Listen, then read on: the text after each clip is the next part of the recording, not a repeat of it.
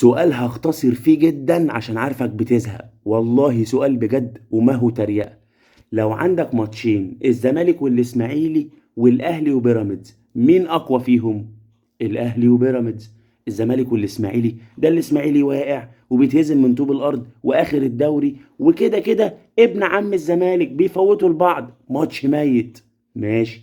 الاهلي وبيراميدز، يا نهار ابيض، ده قمه، ده تقايل، ده ماتش بنستناه كل دور، ده اول تاني تالت، غير ان بينهم اصلا غل، يعني الماتش ده حوار.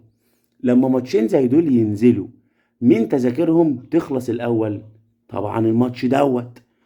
الزمالك والاسماعيلي لما التذاكر نزلت خلصت في 7 8 دقايق، رغم انه ماتش متفوت وفرقة ميتة بتفوت لفرقة تانية.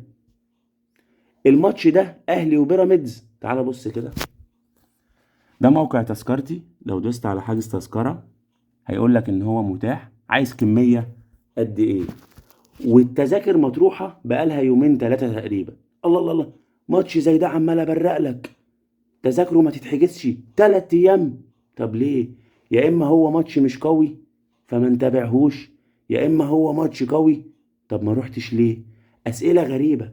زود بقى كمان ان هم ضعفنا في مصر، يعني هم ضعف الزملكاويه اللي حجزوا في 7 دقايق دول، هم 80 90 مليون حسب كلامهم. 80 يا عم عشان بيفكرني بتريق، يعني اول ما التذاكر تنزل الشاشة دي تتكسر. 3 ايام 80 مليون ما حجزوش 4000 تذكرة، 5000 بالكتير. ده السؤال.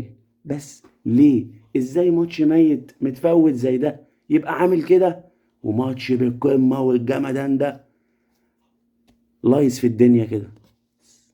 الإجابة فين؟ أنا معرفش.